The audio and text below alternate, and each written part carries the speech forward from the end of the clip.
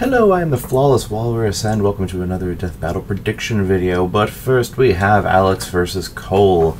This was definitely a really good episode, with a few major things holding it back.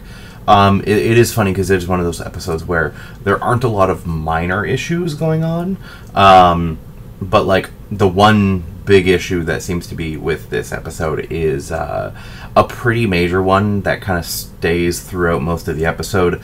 If you've seen the episode, you probably know what I'm talking about. It's the whole conceit of this being like a lost episode script that they had essentially in the trash bin at the studio.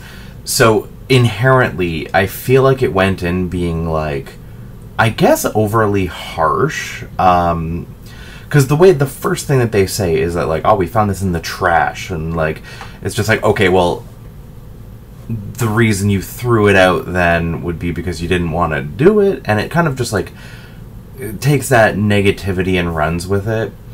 And then I don't think it does anything particularly great when it comes to, I guess, emulating, like, 2010s humor. It didn't really feel like the same kind of episodes that they used to do.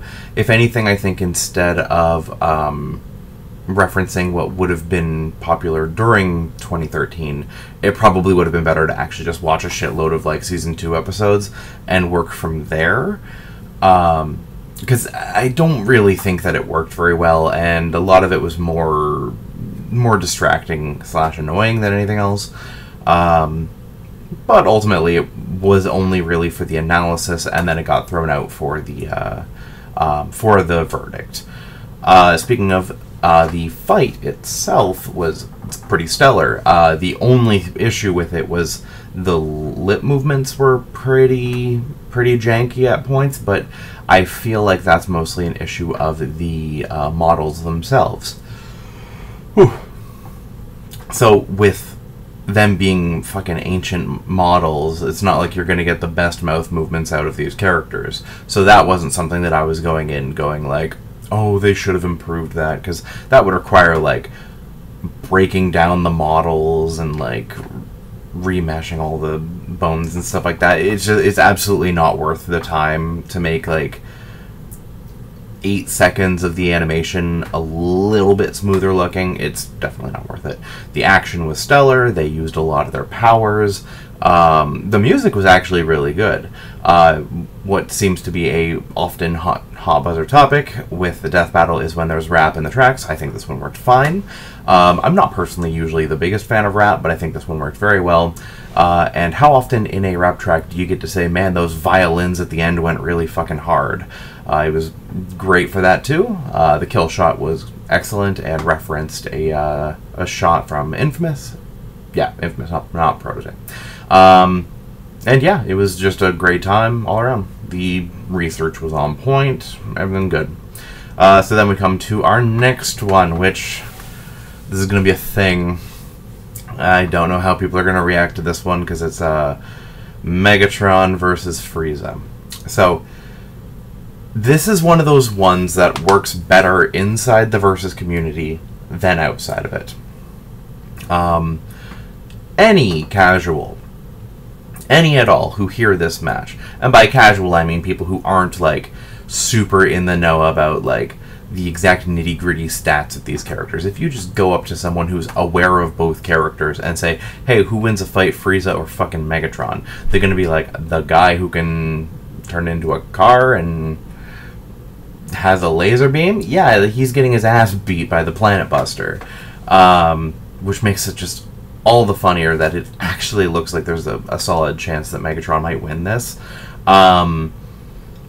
So let's get down to a couple factors here, which is power. There is one specific version of Megatron that would actually overpower Canon Frieza. So basically everything up to and including his black form. If they do not use that Japanese version, he can still technically win as well, because one of the big things is that he has a weapon that is a antimatter cannon, which the way that antimatter works is it's a form of durability negation. If you are made of stuff, it makes you not made of stuff. Like, that's basically how it works. It does not damage you. It just gets rid of you. And Frieza just doesn't have what it takes to resist that kind of shit. So, it doesn't matter what form he's in. If that antimatter cannon gets him, he's done. Which then brings us to speed. Now, this is going to be the funny part, because there is, in fact, a mobile game where a character... Now, from what I can tell, I have not been able to personally find the clip itself, because it's from the mobile game, which is not terribly well documented on, like, YouTube and stuff. A character searches through, and I quote, a decillion dimensions per femtosecond. Now, I don't know if you know what the part of the words of that mean. But that's fucking fast. That absolutely dwarfs any speed feat in Dragon Ball. With the exception of, like, the immeasurable shit in Heroes.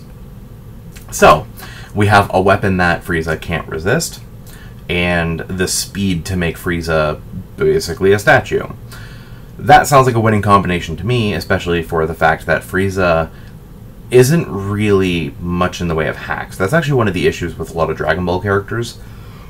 Is that they are flying laser bricks, where if you can just outstat them, you just kind of win. And Frieza does not have the versatility to make up that kind of power gap. Sure, there is the possibility that if he hits Megatron, he would probably kill him. If they don't use the Japanese stuff for Transformers, which they very well could. At which point, Megatron would just take all stats and just kind of mollywomp him. But he just doesn't have the speed to keep up with Megatron, so... As bizarre as it is, and as much as it's going to sound totally ludicrous to so many people, I think Megatron might actually win this. And we have actually seen with the preview, one thing I quite like is it's Devil Artemis again. He's doing another fight, which means two 3D episodes in a row. We don't usually get that. I can't think of the last time we did. Not counting a finale to premiere for seasons. Yeah, so this is really interesting. The animation looks really smooth.